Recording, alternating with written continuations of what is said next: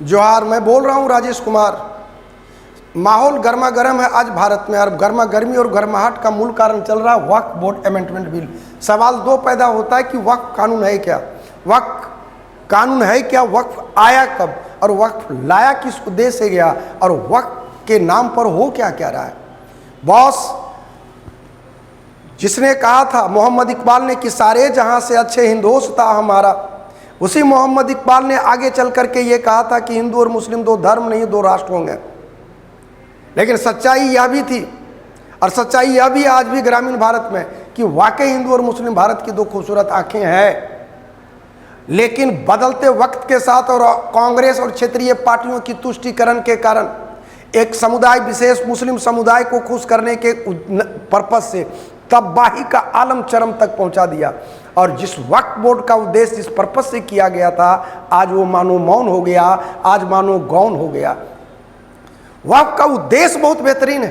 वक्फ board का उद्देश्य है कि समाज का जो मुस्लिम तबका का दीनहीन गरीब अतीम तबका है, उसको आर्थिक रूप से सहायता प्रदान किया जाए, मदरसा बनाया जाए, मस्जिद बनाया जाए, हॉस्पिटलिटी की सुविधा दिया जाए, स्कूलिंग की सुविधा दिया जाए। कुल मिलाकर के समाज का कोई भी तबका भूख से मरे नहीं, यातनाओं के दौर से गुजरे नहीं, और विकास हो, जबरदस्त विकास हो। लेकिन क्या वाकई वक्फ एक काम को कर रहा है?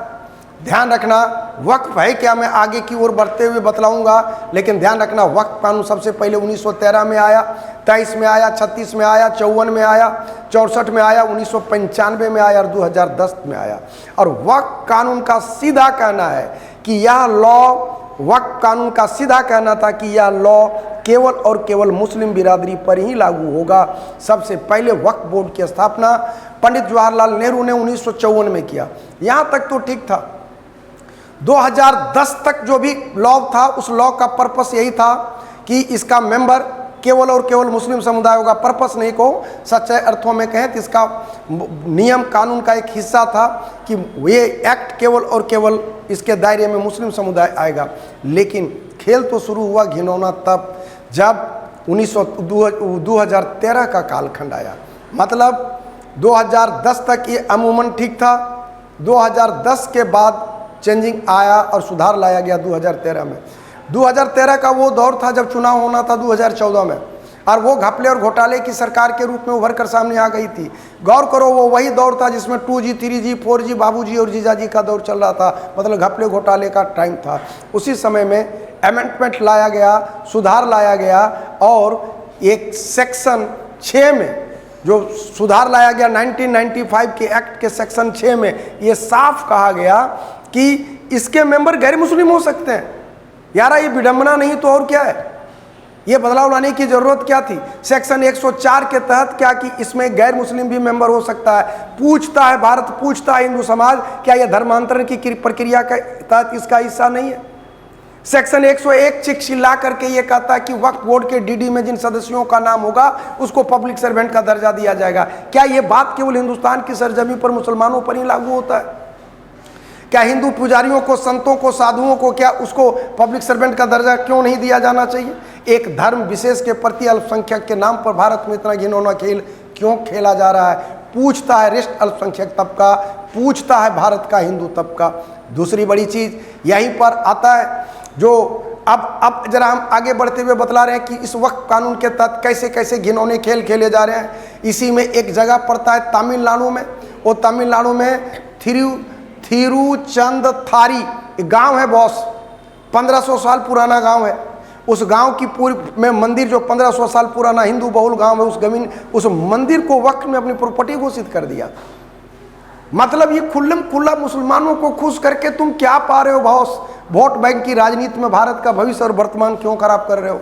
दूसरी बड़ी चीज आ जाती है कि वक्फ बोर्ड किसी की भी संपत्ति को वक्फ की संपत्ति घोषित कर सकता है। धारा 40 कहता है, सेक्शन 40 कहता है। अब जरा खेल समझना, ये मामला आप कहोगे सर केस कर सकता है, भैया करो ना केस, लेकिन केस कहाँ होगा? इसके लिए एक ट्रिब्यूनल गठित होगा।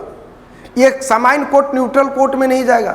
ट्रिब्यूनल का जो भी मेंबर होगा वो मुस्लिम लॉ के जानकार होगा। मतलब इसको आसान शब्दों में ऐसे समझो, इसको समझने का तरीका मैं बतला रहा हूँ। ये स्पष्टता ऐसे समझना कि मान लो हिंदू और मुस्लिम के बीच कोई विवाद हुआ, और हिंदुओं का एक मान लो कि बोर्ड है, समझना, तो हिंदुओं का एक बोर्ड है तो वो केस जाएगा हिंदू बोर्ड के पास, और हिंदू बोर्ड का जो जज होगा या जो मेंबर होंगे वो हिंदू के लॉ के एक तगड़े जानकार होंगे। अब बतलाओ, मामला हिंदू और मुसलमान में मुस्लिम समुदाय को लेकर के वो मुसलमानों के पक्ष की बात और कैसे करेगा। दूसरी बड़ी बात ये आ जाती है कि अगर हिंदू और मुस्लिम के बीच कोई विवाद हो, मान लो कि मेरी प्रॉपर्टी को जब्त किया, हम केस करना चाहें तो केस कोर्ट में नहीं होगा, ट्रिब्यूनल में केस होगा, और जब ट्रिब्यूनल में केस होगा तो उसमें मुस्लिम लॉ के जानकार व्यक्ति उसका जजमेंट देंगे। तो बदलाव यार वो हिंदू लॉ के बारे में जानेगा कहाँ से। तो सही न्याय की बात तो दूर दूर तक की ही नहीं जा सकती है। तीसरी बड़ी चीज़ कि ये जो मामला आता है, ये जो पूरा प्रकरण आता है, इस पूरे प्रकरण में बदलाव कि कल के डेट में ये पूरी पार्लियामेंट को तुम्हारा हिंदुस्तान की पूरी संपदा को वक्फ बोर्ड की संपत्ति घोषित कर देगा। तो जरूरत थी इसमें सुधार लाने की, और यहाँ जरूरत है इस चीज़ को समझने का कि महज किसी को तुष्टीकरण के नाम पर भारत में आग लगाने की जरूरत नहीं है भाई। और अगर आप दे रहे हो मुस्लिम समुदाय को, तो जैन, सिख और ईसाई और पारसियों ने ऐसा क्या कर दिया था? उन लोगों का बोर्ड क्यों नहीं हो, उन लोगों का ट्रिब्यूनल क्यों नहीं हो? तो ध्यान रहे कि ये वाकई राष्ट्र के लिए एक विध्वंसक कानून है। 2013 में कांग्रेस के द्वारा लाए गए इस मुस्लिम तुष्टीकरण का पुरजोर तरीके से संशोधन की ज़रूरत है। मोदी जी ने 40 बिल उसमें संशोधन की बात कही है। अब है कि वक्फ है क्या? देखो यार, वक्फ का उद्देश्य बिल्कुल स्पष्ट है कि अगर आपके पास कोई प्रॉपर्टी और अल्लाह के नाम धार्मिक का पर्पज से आप देना चाहते हैं तो आप दे दीजिए। इसमें परिवार के तमाम सदस्यों की सहमति हो। ये वो संपत्ति को जो वक्फ के लिए मतलब धार्मिक उद्देश्य से आपने जो भी चल अचल संपत्ति दिया है, उस चल अचल संपत्ति को आप किसी को बेच नहीं सकते। वो किसी की पर्सनल प्रॉपर्टी नहीं हो सकती। वो समाज के मुस्लिम तबकों के हित में काम में आना चाहिए। वो ऐच्छिक दान की श्रेणी में होनी चाहिए। तो उसके लिए एक बोर्ड की बात आती है। तो ये तमाम पर्पस अच्छा था, उद्देश्य अच्छा था, लेकिन उसको मुस्लिम समुदाय को खुश करने के उद्देश्य से जो समय समय पर उसमें बदलाव लाया गया, और ख़ासकर कांग्रेस के समय में, मनमोहन सिंह के समय में जो बदलाव लाया गया, वो बदलाव भारत के लिए एक विध्वंसक है। तुष्टीकरण के नाम पर अगर किसी भिखारी को 30 दिन भीख दो ना यार, और 31वां दिन देने से मना कर दो ना, तो और कहीं भेटा जाए तो कहेगा मेरा वाला पैसा कहाँ है। मतलब वो उसका फंडामेंटल राइट हो गया। और मज़ेदार चीज़ है इस कानून में क्या है, सो अब जरा इसको ढंग से समझिएगा। मान लिया जाए कि आपके घर को वक्फ बोर्ड ने वक्फ की संपत्ति घोषित कर दिया। आपसे मतलब आपका घर है तो आपसे पूछना जरूरी नहीं है, वो जाकर के सूचना देगा इस बात को, किसको? वक्फ बोर्ड को, कि फलाना प्रॉपर्टी को वक्फ की प्रॉपर्टी घोषित कर दी गई। अब आप बतलाओ, घर आपका, जानकारी आपको ही नहीं है। अब अगर आप घर को सेल करना चाहते हैं या कुछ भी करना चाहते हो, तो उस कंडीशन में सीन क्या होगा? वक्फ उस वक्त पता चलेगा कि ये संपत्ति वक्फ की संपत्ति है। अब इसके लिए अगर आपको उसको मुक्त कराना है तो आप जाइए वक्फ ट्रिब्यूनल, वक्फ बोर्ड के ट्रिब्यूनल में। वहाँ मुस्लिम लॉ का जानकार व्यक्ति बैठा हुआ है, आपकी समस्या से कोई लेना देना नहीं है। तो ये एक घातक कदम है। ये हिंदू, मुस्लिम, सिख, ईसाई की जो बात करता है, जो भारत की खूबसूरती है, उस खूबसूरती को नाश करने वाला अमेंडमेंट था। इसमें 40 संशोधन किया जा रहा है, और ये किस ऐसे और किस अनुरूप लाया, जरा उस अनुरूपता को आप समझें। इसका मेन खेला क्या है कि समाज के जो मुस्लिम समाज के अपर तबके के लोग हैं, वही वक्फ बोर्ड के मेंबर हैं।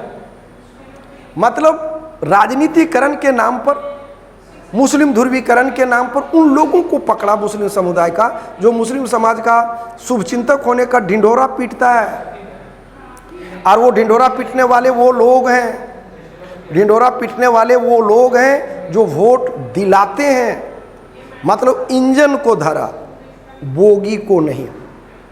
वक्फ कानून कांग्रेस ने जो तुष्टीकरण किया उन लोगों के लिए किया।